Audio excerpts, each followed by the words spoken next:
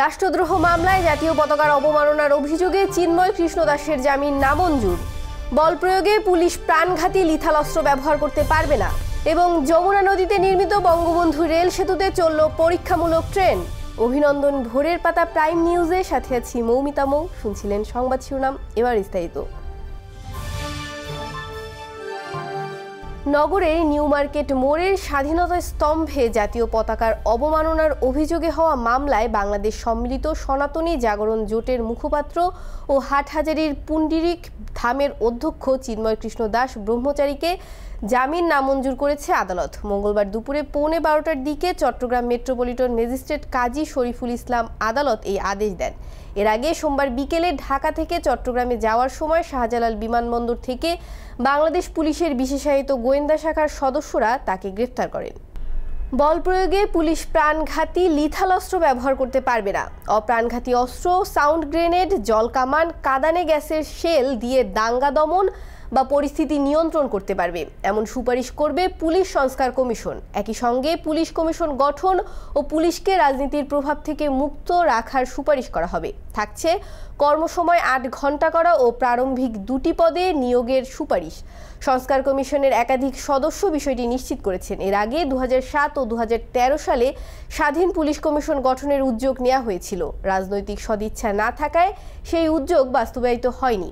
বর্তমান অন্তর্বর্তীকালীন সরকারের পরবর্তী রাজনৈতিক সরকার যাতে বিষয়টি বাস্তবায়ন করে এবং কোনো প্রতিবন্ধকতা তৈরি না করে সে বিষয়ে সুপারিশ করবে। দীর্ঘ প্রতীক্ষার পর যমুনা নদীর উপর নির্মিত দেশের সবচেয়ে বড় রেল সেতু বঙ্গবন্ধু শেখ মুজিব রেলওয়ে সেতু দিয়ে আজ মঙ্গলবার পরীক্ষামূলকভাবে ট্রেন চালানো হয়েছে। বিস্তারিত বৃষ্টি দাজেলের ডেস্ক রিপোর্টে। দীর্ঘ প্রতীক্ষার পর যমুনা নদীর ওপর নির্মিত দেশের সবচেয়ে বড় রেল সেতু বঙ্গবন্ধু শেখ মুজিব রেলওয়ে সেতু দিয়ে আজ মঙ্গলবার পরীক্ষামূলকভাবে ট্রেন চালানো হয়েছে। বঙ্গবন্ধু শেখ মুজিব রেল সেতু প্রকল্প পরিচালক আল ফাত্তাহ মাসিদুর রহমান বিষয়টি নিশ্চিত করেছেন। বঙ্গবন্ধু শেখ মুজিব রেল সেতুটির কাজ সম্পূর্ণভাবে শেষ হয়েছে। উদ্বোধনের আগেই গতকাল সোমবার বিকেলে পরীক্ষামূলক 2 প্রান্তে ব্রডগেজ লাইনে ট্রেন চালানো হয়েছিল। দীর্ঘদিনের প্রতীক্ষার পর 4.8 দৈর্ঘ্যের ট্রেনটি বঙ্গবন্ধু শেখ মুজিব রেল সেতু দিয়ে আজ চলাচল শুরু করেছে। ডিসেম্বর থেকে রেল সেতুতে আনুষ্ঠানিকভাবে ট্রেন চলাচল শুরু হবে, তবে এই সেতুর উপর দিয়ে বাণিজ্যিকভাবে ট্রেন চলবে নতুন বছরের জানুয়ারি মাস থেকে। ডেস্ক রিপোর্ট, ভোরের পাতা। যুক্তরাষ্ট্রের প্রেসিডেন্ট নির্বাচনের পর থেকে বিশ্ববাজারে স্বর্ণের দাম হ্রাসের যে ধারা শুরু হয়েছিল তা এখনও অব্যাহত রয়েছে। সোমবার যুক্তরাষ্ট্র ও আন্তর্জাতিক উভয় বাজারে কমেছে স্বর্ণের দাম। বিস্তারিত থাকছে বৃষ্টি দাজেলের আরও একটি ডেস্ক রিপোর্টে। যুক্তরাষ্ট্রের প্রেসিডেন্ট নির্বাচনের পর থেকে বিশ্ববাজারে স্বর্ণের দাম হ্রাসের যে ধারা শুরু হয়েছিল তা এখনও অব্যাহত রয়েছে। সোমবার যুক্তরাষ্ট্র ও আন্তর্জাতিক উভয় বাজারে কমেছে স্বর্ণের দাম। স্বর্ণের বাজার পর্যবেক্ষণকারী সংস্থাগুলো বরাত দিয়ে এক প্রতিবেদনে রয়টার্স জানিয়েছে, সোমবার আন্তর্জাতিক বাজারে প্রতি আউন্স স্বর্ণ বিক্রি হয়েছে $2,619 বা 3,13,660 টাকা। আর যুক্তরাষ্ট্রের অভ্যন্তরীণ বাজারে প্রতি আউন্স স্বর্ণ বিক্রি হয়েছে $2,618.50, অর্থাৎ বাংলাদেশি মুদ্রায় 3,13,600 টাকায়। যুক্তরাষ্ট্র ভিত্তিক বাজার পর্যবেক্ষণ সংস্থা টিডি সিকিউরিটিজের জ্যেষ্ঠ কর্মকর্তা ড্যানিয়েল গেলি রয়টার্সকে বলেন, স্বর্ণের দাম ওঠানামার ক্ষেত্রে যুক্তরাষ্ট্রের অভ্যন্তরীণ ও আন্তর্জাতিক রাজনীতি গুরুত্বপূর্ণ নিয়ামকের ভূমিকা পালন করে। তিনি আরও বলেন, ট্রেজারি বিভাগের নতুন মন্ত্রী হিসেবে নিয়োগ পেয়েছেন স্কট ভেসেন্ট। ধারণা করা হচ্ছে যে এর মাধ্যমে দেশের অর্থনীতি আরও স্থিতিশীল হবে। তাছাড়া সম্প্রতি ইসরায়েল ও লেবানন যুদ্ধবিরতির জন্য সম্মত হয়েছে। এর অর্থ ইসরায়েল এবং হিজবুল্লাহর মধ্যকার যুদ্ধ থামছে। গত 1 বছরেরও বেশি সময় ধরে স্বর্ণের দামের যে ঊর্ধ্বগতি দেখা গিয়েছিল তার একটি বড় কারণ মধ্যপ্রাচ্যে অস্থিরতা। খনিজ তেল সমৃদ্ধি এই অঞ্চলটিতে অস্থিরতা শুরু হলে পুরো বৈশ্বিক অর্থনীতিতে তার প্রভাব পড়ে। বিনিয়োগকারীরা অনিশ্চয়তায় ভোগেন এবং স্বর্ণের দাম বাড়াতে থাকেন। সম্প্রতি প্রেসিডেন্ট নির্বাচনে জয়ী ডোনাল্ড ট্রাম্পের চীনা পণ্যের ওপর 7% শুল্ক বৃদ্ধি এবং অন্যান্য সব আমদানিতে 10% বৃদ্ধির প্রস্তাব তেমনই ইঙ্গিত দিচ্ছে। ডেস্ক রিপোর্ট, ভোরের পাতা। বঙ্গোপসাগরে অবস্থান করা নিম্নচাপটি পশ্চিম উত্তর পশ্চিম দিকে অগ্রসর হয়ে বর্তমানে দক্ষিণ পশ্চিম বঙ্গোপসাগর ও তৎসংলগ্ন এলাকায় অবস্থান করছে। এটি আরও ঘনীভূত হতে পারে বলে আশঙ্কা করছে আবহাওয়া অফিস। এর প্রভাবে সাগর উত্তাল থাকায় দেশের 4 সমুদ্র বন্দরে 1 নম্বর দূরবর্তী সতর্ক সংকেত দেখিয়ে যেতে বলা হয়েছে। মঙ্গলবার আবহাওয়াবিদ মোহাম্মদ বজলুর রশিদের সই করা আবহাওয়ার 2 নম্বর বিশেষ বিজ্ঞপ্তিতে এই তথ্য জানানো হয়েছে। বিজ্ঞপ্তিতে আরও বলা হয়, নিম্নচাপ কেন্দ্রের 44 কিলোমিটারের মধ্যে বাতাসের একটানা সর্বোচ্চ গতিবেগ ঘন্টায় 40 কিলোমিটার, যা দমকা অথবা ঝোড়ো হাওয়ার আকারে ঘন্টায় 50 কিলোমিটার পর্যন্ত বৃদ্ধি পাচ্ছে।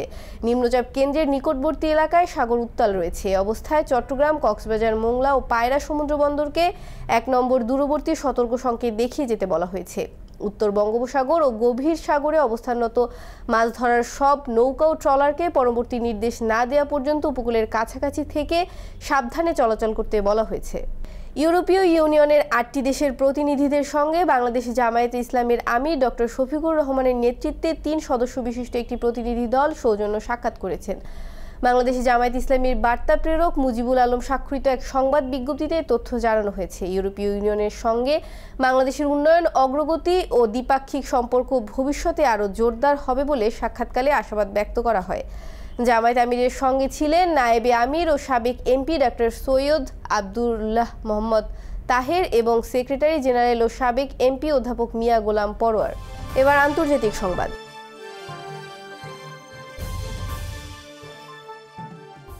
যুক্তরাষ্ট্রের নবনির্বাচিত প্রেসিডেন্ট ডোনাল্ড ট্রাম্পের বিরুদ্ধে নির্বাচনের ফল পাল্টে দেওয়ার মামলা বাতিল করেছে দেশটির আদালত। বিস্তারিত থাকছে বৃষ্টি দাজিলের ডেস্ক রিপোর্টে। যুক্তরাষ্ট্রের নবনির্বাচিত প্রেসিডেন্ট ডোনাল্ড ট্রাম্পের বিরুদ্ধে নির্বাচনের ফল পাল্টে দেওয়ার মামলা বাতিল করেছে দেশটির আদালত। 2020 সালে প্রেসিডেন্ট নির্বাচনের ফল পাল্টে দেওয়ার চেষ্টার অভিযোগে ফেডারেল এই মামলা দায়ের করেছিল ট্রাম্পের বিরুদ্ধে। বিশেষ প্রসিকিউটর জ্যাক স্মিথ বিচার বিভাগের নীতির উদ্ধৃতি দিয়ে অভিযোগগুলো প্রত্যাহার করার আবেদন করলে বিচারক মামলা খারিজ করেন। বিচারক তানিয়া চুটকান মামলাটি পক্ষপাত ছাড়াই খারিজ করে দেন, যার অর্থ ট্রাম্প তার দ্বিতীয় মেয়াদ শেষ করার পরে অভিযোগগুলো পুনরায় দাখিল করতে পারবেন। বছরের শুরুতে তিনি 2টি ফেডারেল মামলা এবং অন্যদের সঙ্গে যুক্ত প্রায় 100টি ফৌজদারি অভিযোগের মুখোমুখি হন। তারপর সুপ্রিম কোর্ট রায় দেন যে প্রেসিডেন্ট হিসেবে নেওয়া অফিসিয়াল কাজের জন্য তার বিচার করা যাবে না এবং ট্রাম্প কয়েক মাস পরে নির্বাচনে জয়ী হন। এখন প্রায় সমস্ত অভিযোগ থেকে মুক্তি পেয়েছেন ট্রাম্প। ডেস্ক রিপোর্ট, ভোরের পাতা। এবার বিনোদনের সংবাদ।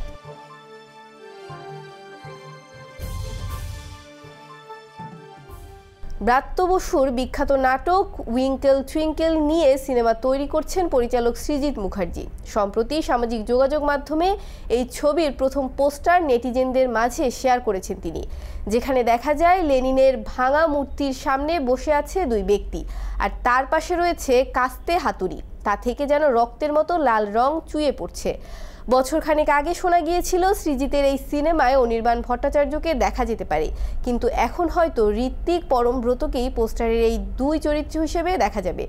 এদিকে এই গল্পটি এমন একটি গল্প যাতে 70-এর দশকের অতীত রয়েছে, আবার 2002 সালের বর্তমানও রয়েছে। এবার খেলাধুলার সংবাদ। আইপিএল নিলামের সংক্ষিপ্ত তালিকায় নাম দেখিয়ে সবার প্রশংসা কুড়িয়েছিলেন বৈভব সূর্যবংশী। অনেকেই ভেবেছিলেন বয়স বিবেচনায় উপেক্ষিত থাকতে পারেন এই কিশোর ক্রিকেটার, কিন্তু 13 বছর 243 দিন বয়সী বৈভবকে পেতে বেশ একটা যুদ্ধ হয়েছে সৌদি আরবের জেদ্দায়। দিল্লি ক্যাপিটালস আর রাজস্থান রয়্যালস নেমেছিল সেই লড়াইতে। 30 লাখ ভিত্তিমূল্য থেকে শুরু, এরপর সেটা মিনিটের মধ্যেই পেরিয়ে যায় 60 থেকে 70 লাখের ঘর। 1 কোটির ঘরে যখন গেল বৈভবের বিড, তখন দর্শক সারি থেকেও আসছিল অভিবাদনের উল্লাস। শেষ পর্যন্ত দিল্লিকে সরিয়ে 1 কোটি 10 লাখ রুপিতে রাজস্থানের গোলাপি শিবির দল নিল বৈভব সূর্যবংশীকে। সংবাদ শেষ করার আগে শিরোনামগুলো আরেকবার। রাষ্ট্রদ্রোহ মামলায় জাতীয় পতাকার অবমাননার অভিযোগে চিন্ময় কৃষ্ণ দাসের জামিন নামঞ্জুর। বল প্রয়োগে পুলিশ প্রাণঘাতী লিথাল অস্ত্র ব্যবহার করতে পারবে না। এবং যমুনা নদীতে নির্মিত বঙ্গবন্ধু রেল সেতুতে চলল পরীক্ষামূলক ট্রেন। এই ছিল আজকের ভোরের পাতা প্রাইম নিউজ। সারা দেশের সর্বশেষ আপডেট পেতে চোখ রাখুন ভোরের পাতায়। ধন্যবাদ।